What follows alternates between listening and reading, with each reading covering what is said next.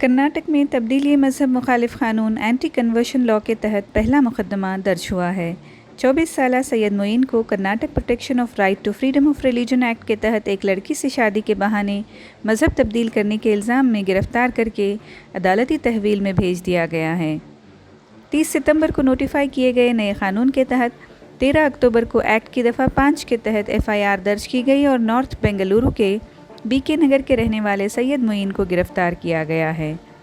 Vinayak Patil, deputy commissioner of police north ने बताया कि सैयद मोइन हमारे स्टेशन की हदूद में चिकन का एक स्टॉल चलाता है और लड़की के घर वालों ने इल्ज़ाम लगाया है कि सैयद मोइन ने शादी के वादे पर उनकी 19 साला बेटी को ज़बरदस्ती इस्लाम कबूल करवाया है।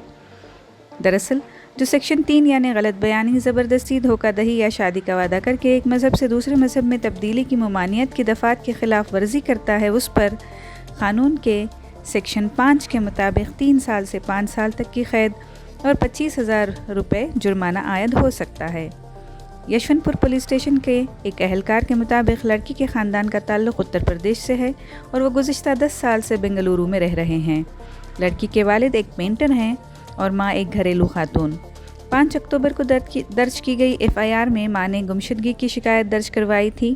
8 अक्टूबर को लड़की ने खुद पुलिस को बताया कि उसने अपनी मर्ज़ी से शादी की है और शादी के बाद इस्लाम कबूल किया है, जिसके बाद माँ ने ज़बरदस्ती तब्दीली मज़हब की शिकायत दर्ज करवाई थी। अफसर ने मज़ीद कहा कि मोइन ने आंध्र प्रदेश की एक दरगाह में लड़की का मज़हब तब्दील करवाया था। एक्ट की दफ़ा 4 के तहत किसी भी मज़हब तब्दील करने वाले शख्स के वालिदैन, भाई बहन या रिश्तेदार या किसी भी शक्ल में मुंसलिक अफराद शिकायत दर्ज करवा सकते हैं, लिहाजा क़ानून के मुताबिक काम किया गया है। अगरचे लड़की ने इस बात से इनकार किया है कि उसे मज़हब तब्दील करने पर मजबूर किया गया था, लेकिन क़ानून के मुताबिक मज़हब तब्दील करने से कम 30 दिन पहले ज़िला मजिस्ट्रेट या इंतज़ामिया के सामने एक डिक्लेरेशन देना होता है। Additional district magistrate advocate BT Venkatesh ने कहा, अगर तब्दीली रियासत से बाहर हुई है तो क़ानून लागू नहीं होगा, लेकिन अब पुलिस और घर वालों ने उसे साबित करने की ज़िम्मेदारी मुल्ज़िम पर डाल दी है। 6ನೇ ತಾರೀಕು ಒಂದು ಮಿಸ್ಸಿಂಗ್ ಕೇಸ್ ರಿಜಿಸ್ಟರ್ ಆಗಿತ್ತು. ಸದರಿ ಕಂಪ್ಲೇಂಟ್ ಪ್ರಕಾರ ಒಂದು 19 ವಯಸ್ಸಿನ ಹುಡುಗಿ 5ನೇ ತಾರೀಕು ಅಲ್ಲಿಂದ ಮಿಸ್ಸಿಂಗ್ ಆಗಿತ್ತು.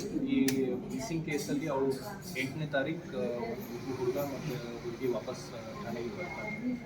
ಅವ್ರದ್ದು ವಿಚಾರಣೆ ಆಗಿತ್ತು ಅದರಲ್ಲಿ. ತದನಂತರ ನಿನ್ನೆ ಈ ಹುಡುಗಿ ತಾಯಿ ಅವರು ಮತ್ತೆ ಠಾಣೆಗೆ ಬಂದು ಇನ್ನೊಂದು ದೂರು ಕೊಟ್ಟಿದ್ದಾರೆ. ಆ ದೂರಿನಲ್ಲಿ ಈ ಅವರು ಮಿಸ್ಸಿಂಗ್ ಆದಾಗ ಅವರು ಅದೇ ಏರಿಯಾದಲ್ಲಿ ಇರುವ ಒಬ್ಬ ಹುಡುಗ ಅವ್ರಿಗೆ ಈ ಹುಡುಗಿಗೆ ಮತಾಂತರ ಮಾಡಿದ್ದಾನೆ ಅಂತ, ಈ ಮದುವೆ ಆಮಿಷ ಹುಡುಗಿ ಒಂದು ಮತಾಂತರ ಮಾಡಿದ್ದಾರೆ ಅಂತ ಕಂಪ್ಲೇಂಟ್ ಕೊಟ್ಟಿದ್ದಾರೆ. ಅದರ ಪ್ರಕಾರ ಈಗ Karnataka protection of freedom to religion act ಪ್ರಕಾರ ಪ್ರಕರಣ ದಾಖಲಾಗಿ ಈಗ ಆರೋಪಿಯನ್ನು ಬಂಧಿಸಿ ನ್ಯಾಯಾಂಗ ಬಂಧನ ತೋರಿಸಲಾಗಿದೆ. ಹುಡುಗಿನ ಸ್ಟೇಟ್ಮೆಂಟ್ ಮಾಡಿದ ಅಂದರೆ ಬಲವಂತದ ಮತದಾನ ಆಯಿತು. ಈಗ ನಿನ್ನೆ ರಾತ್ರಿ FIR ರಿಜಿಸ್ಟರ್ ಆಗಿದೆ. ಈಗ ಅದಕ್ಕೆ ಫರ್ದರ್ ಇನ್ವೆಸ್ಟಿಗೇಷನ್ ಮಾಡ್ತಾರೆ. ಕಂಪ್ಲೇಂಟ್ ತಾಯಿ ಸರ್ ಕೇವಲ ಆ ಹುಡುಗನ ಮೇಲೆ ಮಾತ್ರ FIR ಆಗಿದೆ ಅಥವಾ ಸದ್ಯ ಅವರು FIR ಪ್ರಕಾರ ಕಂಪ್ಲೇಂಟ್ ಪ್ರಕಾರ ಒಬ್ಬರ ಮೇಲೆ ಕೊಟ್ಟಿದ್ದಾರೆ. ಈಗ ಫರ್ದರ್ ನಾವು ಇನ್ವೆಸ್ಟಿಗೇಷನ್ ಅರೆಸ್ಟ್. ಸರ್ ಯುವತಿ ಪರಿಚಯನ ಹೇಗೆ? ಅವರು ಒಂದೇ ಏರಿಯಾದಲ್ಲಿ ವಾಸವಾಗಿರ್ತಾರೆ, ಸೊ ಅವ್ರಿಗೆ ಪರಿಚಯ. ಎಷ್ಟು ದಿನದಿಂದ ಪರಿಚಯ? ಸುಮಾರು 6 ತಿಂಗಳಿಂದ ಅಂತ ಇದರಲ್ಲಿ ಪರಿಚಯ. ಅವರು ಅದೇ ಏರಿಯಾದಿಂದ, but complaint missing case complaint ಪ್ರಕಾರ ಅವರು ಅವರಿಬ್ಬರಿಗೆ ಪ್ರೀತಿಸುವ ಬಗ್ಗೆ ಡೌಟ್ ಇದೆ ಅಂತ ಅವರು ಕಂಪ್ಲೇಂಟ್ ಕೊಟ್ಟಿದ್ದಾರೆ. ಸರ್ ಕಂಪ್ಲೇಂಟ್ ಎಲ್ಲಿ ಮತಾಂತರ? ಅದೇ ಈಗ ಇದರಲ್ಲಿ ಇನ್ವೆಸ್ಟಿಗೇಷನ್ ಮಾಡ್ತೀವಿ. ಹೀಗಾಗಿದೆ ಕಾನೂನು ಪ್ರಕಾರ ಈಗ ಆ್ಯಕ್ಷನ್ ಕೈಗೊಳ್ಳಲಾಗಿದೆ. ಸರ್ ಕಂಪ್ಲೇಂಟ್ ಪ್ರಕಾರ ಎಲ್ಲಿ ಮತಾಂತರ ಮಾಡಿದ್ದಾರೆ? ಕಂಪ್ಲೇಂಟ್ ಪ್ರಕಾರ ಇದು ಪೇನುಗೊಂಡರು, ಆಂಧ್ರ ಪ್ರದೇಶ್. ಯಾವ ಸೆಕ್ಷನ್? Section 5 of the